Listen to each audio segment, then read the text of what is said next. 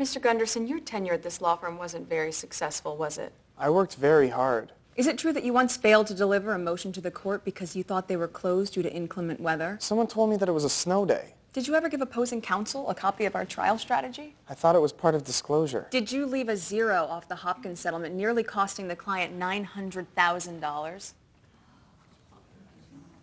No one was supposed to know about that. Because Lewis covered for you. He berated me. No, he kept it private. And he allowed you to go back and fix it, did he not? He did, Which allowed you to learn from your mistakes, did it not? I guess. You testified that you now work at Bratton Gould, is that correct? Yes. And when they hired you, did they know you'd been trained by Lewis Litt? It came up. So they knew that you were nurtured by Lewis, they hired you, and now, are you happy? Yes. So with Lewis's nurturance, your mistakes were covered, you landed another job, and you're happy. Isn't that correct? But he was mean to me. No, this isn't about how he treated you, Harold. This is about how he treated his cat. 2 months, 5 days, and 13 hours under Nigel's tutelage, and this is what you have to show for it? That's over 20 motions. 20 dog shits. Did you get this out of a Grisham novel? Because that's fiction. And you, my mother can get this motion thrown out. And you, well, you're gone anyway in 2 days. Listen up, people. I have reviewed your work in my absence. And guess what? It's pathetic. Every stinking one of you should get down on your knees and thank God and me for letting you continue to exist in our kingdoms. Lewis, what was that about? What's going on? It was about me letting these assholes know who's in charge. They know you're in charge. They put you in charge. They didn't put me in shit. They sat there in judgment while my character got ripped apart, and not one of them lifted a single finger to help. They ruled in your favor. They chose you over Nigel. No. They made me give up Mikado for them. Okay, you're displacing your anger over Mikado onto them. They didn't put you in this position. It's not fair. You're right. They didn't put me in this position. But I know who did. This is about your trial, isn't it? You're goddamn right it is. Why the hell would you do that to me? I had no choice. I was subpoenaed. It was a mock trial. You could have refused. What do you want from me, Lewis? I want to yell at you. Well, you can't do that anymore. You fired me. Is that what this whole thing was all about? You're damn right it was. And you want to know the truth? When I found out about your stupid trial, I called Nigel and volunteered. How dare you? Me firing you was business. You bringing up the death of my cat, that was personal. You made me take care of that stupid cat. I'm allergic. It could have killed me. And when that cat did die, not only did you never tell me that it wasn't my fault, you then fired me in front of my very best friend. If that's not personal, then I don't know what is. Now get the hell out of my office. I will. But before I do, I have some personal news for you about how your firing really went down. Harold, what's up, man? It's good to see you. I thought you were my friend. I am. What the hell? Friends don't say they tried to save your job when really they hung you out to dry. So it's true. Look, Harold, I didn't mean to... You know what? Say whatever bullshit explanation you have because I don't want to hear it. I'm not trying to give you a bullshit explanation. Because there is none.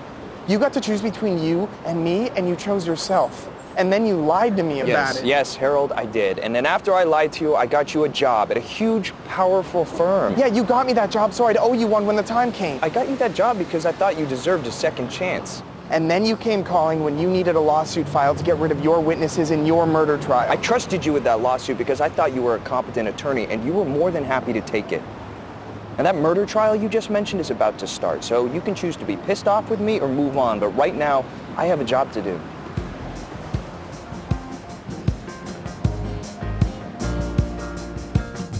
Rachel? Lewis, what did you do? What do you mean? What is this? Fairfield Computers is being sued. So how's that my fault? Because they're your client and the attorney of record is Harold Gunderson. He also sent a settlement offer. He wants to pick a fight with me? He's going to regret the day he was born. Aren't you the one that picked a fight with him? Well, Rachel, whose side are you on? Don't answer that question. See you in racquetball, James. Again? Lewis, you're supposed to be waiting in the conference. I don't wait for anyone, and you don't sue me. Yes, I do. Because I realized I now work at a huge firm, and I have the power to do this to you. Now, we can negotiate a settlement, unless, of course, you don't think you can handle me. You really want to embarrass yourself with your mother watching?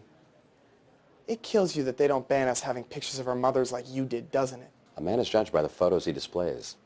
You have a photo of yourself. And now you're making my point for me. You don't intimidate me anymore, Louis. Really? I know you, Harold. I know that you gargle before meetings that make you nervous.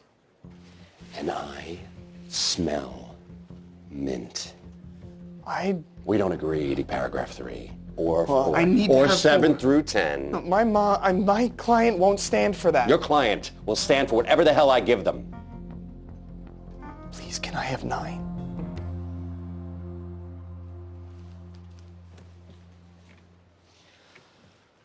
You know what? I'll give you 9. Because it's meaningless, and I wanted to tell all the other paragraphs out there what happens when Harold Gunderson goes after Louis Litt. That doesn't make any sense. Haven't you ever seen a mob movie? They always let one survive to tell the others. Well, yeah, but paragraphs can't talk. Okay, whatever, fine. Just type this up as agreed. And don't you let me ever see your pasty Norwegian carrot top wannabe face again. Carrot Top is a very underrated comedian who's never done anything to anyone. Everything okay? Yeah, of course. I was just using tactic number 36 in Louis Litt's handbook. Due to be published never, because I don't share my tactics. Tactic number 7, by the way. Okay. Well, whatever tactic you used on Harold didn't work. He's not caving. I don't know what you're talking about, because he gave me everything I wanted. The client just called. The contract Harold sent over has a loophole in it. Leaves him open to punitive damages. Paragraph 9. Get that contract back. We need to renegotiate. Oh my God, Harold pulled one over on you. Don't you dare say that out loud. Call him up. Set up the appointment for me to go over there. I tried. He insisted on coming here. He's on his way right now. Okay. We were supposed to meet in the conference room. I don't need to wait in the conference room to knock your dick in the dirt. What'd you just say to me? It's from the Breakfast Club, asshole. Not all of us only watch The Sound of Music. You little bastard. You just crossed the line. Julie Andrews is a national treasure. Maybe your client would be better off with her. Maybe they would be. But she isn't here, and I am. And here are a few of my favorite things. Countersuit for slander. Motion to decertify class. Motion for summary judgment. Change of venue. Sanctions. Depositions. Discovery.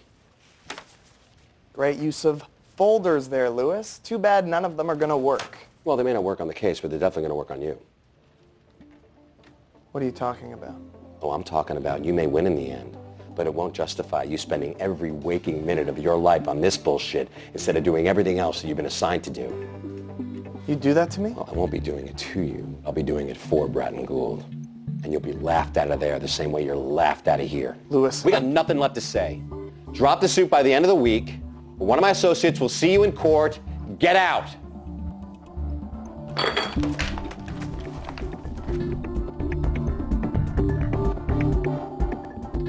He dropped it. I win. Do you? What? What are you talking about? Why do you hate Harold so much? I don't hate him. Yeah, you do. Because I've never seen you be as mean to anyone as you are to him. Rachel, I Don't don't... Rachel me. He's a human being. What's the matter with you?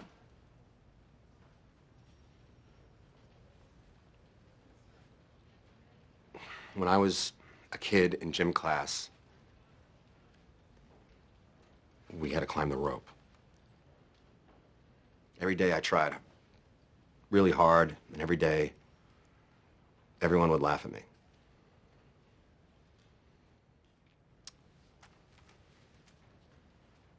The one thing in my life that I've always been great at is training the associates.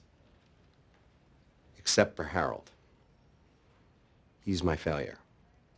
And every time I look at him, it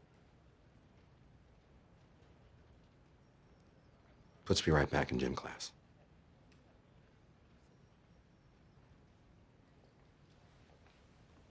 Louis, Harold's climbing that rope. He's succeeding. And the way you got this victory was by going after his career. And you're just yanking him right back down.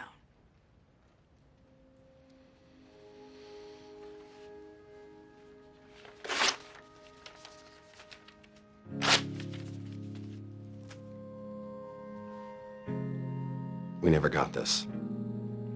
Send back his original offer, marked accepted.